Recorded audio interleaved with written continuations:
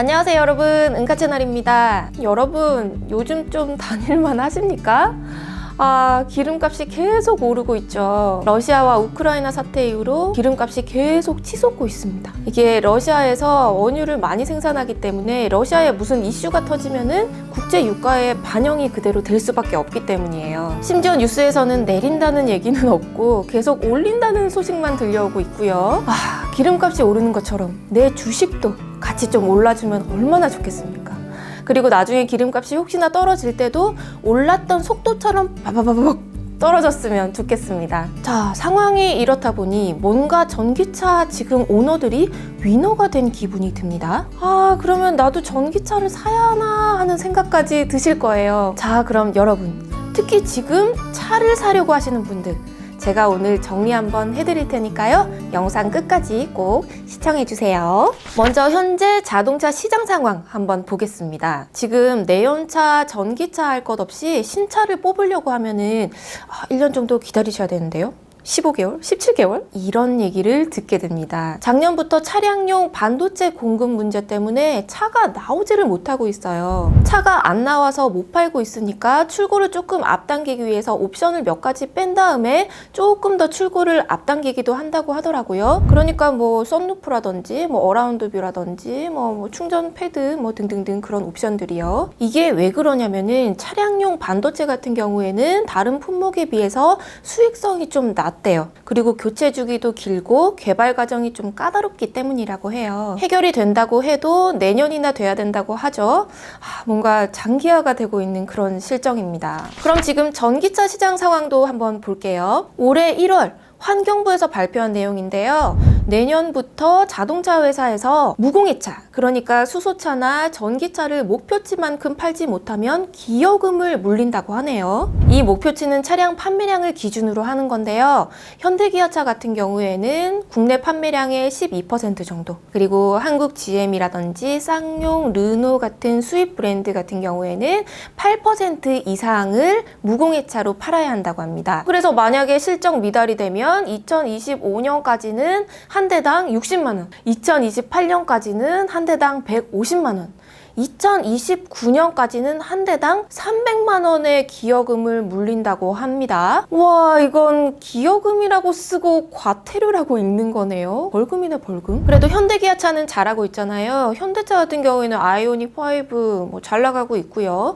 앞으로 나올 전기차 모델 라인업들이 쭉 있는 걸로 알고 있습니다. 그리고 아이오닉 6 테스트카 돌아다니는 거 많이 목격이 되잖아요. 그리고 기아차 같은 경우에도 EV6 잘 나가고 있고요.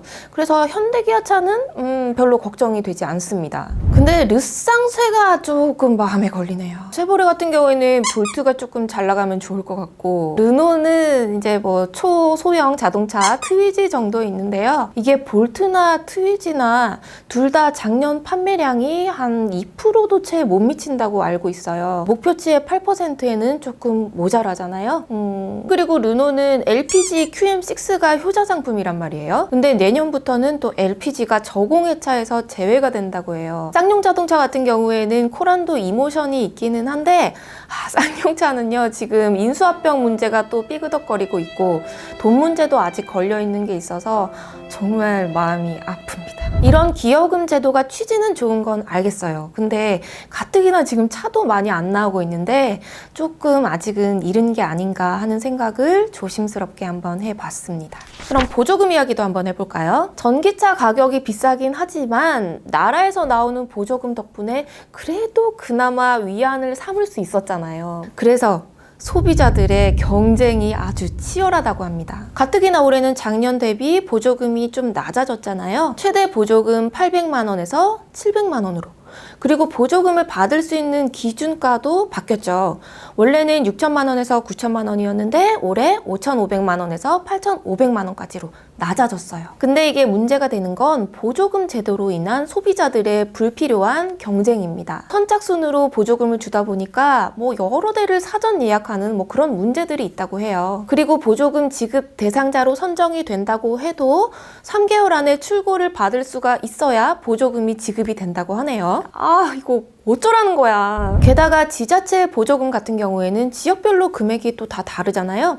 뭐 서울은 200만 원, 뭐 부산은 350만 원, 전남 진도 같은 경우에는 950만 원 이렇게 다 다르다 보니까 위장 전입을 하는 문제까지도 생긴다고 합니다. 소비자들이 이거 작전을 짜고 있는 거예요. 굉장히 불필요한 에너지 낭비인 것 같습니다. 그래서 지금처럼 선지급을 하는 형태가 아니라 후불 지급을 하는 형태가 어떠냐는 얘기가 나오고 있어요. 이를테면 차량을 구매하고 뭐 1년, 2년 뒤에 지급을 한다든지 아니면은 미국의 리베이트 형태, 그러니까 차값의 일정 금액을 나중에 돌려받는 식이 어떠냐 하는 뭐 그런 얘기도 나오고 있다고 합니다. 여러 좋은 아이디어를 절충해서 좀 좋은 제도가 나왔으면 하는 기대를 해봅니다. 자, 어차피 내연차나 전기차나 출고를 비슷하게 기다려야 할 거라면 유지비가 싼 전기차에 눈을 돌릴 수밖에 없는데요. 눈을 돌린 소비자의 동공지진을 일으키게 하는 이유가 있죠.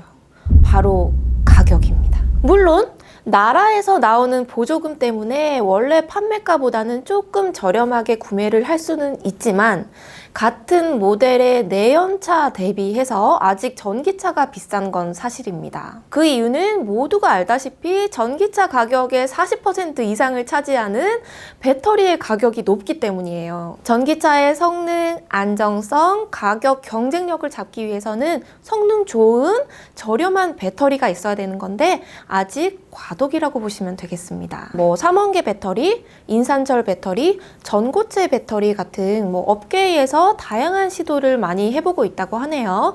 배터리들마다 장단점이 있어서 그렇다고 해요. 참고로 테슬라는 앞으로 나오는 모든 차량에 인산철 배터리를 탑재를 한다고 합니다. 그럼 전기차 가격은 언제 떨어지는 걸까요? 전기차 가격 하락은 앞서 이야기한 내용들로 몇 가지 유추를 해볼 수 있는데요. 먼저 차량용 배터리의 대체 소재 연구를 많이 해서 전기차 배터리 가격이 낮아져서 전기차 가격도 같이 낮아지는 그런 기대를 한번 해볼 수 있습니다. 예전 컴퓨터나 스마트폰 한번 생각해 보세요. 지금보다 성능은 굉장히 안 좋았지만 가격은 되게 높았잖아요. 하지만 지금은 그 시절 가격 대비 굉장히 성능들이 좋아졌죠. 그렇게 전기차도 기술력은 점점 증가하고 전기차 가격도 안정화될 테지만 근데 그렇게 되기까지 시간이 조금 오래 걸리지 않을까 그런 생각이 듭니다.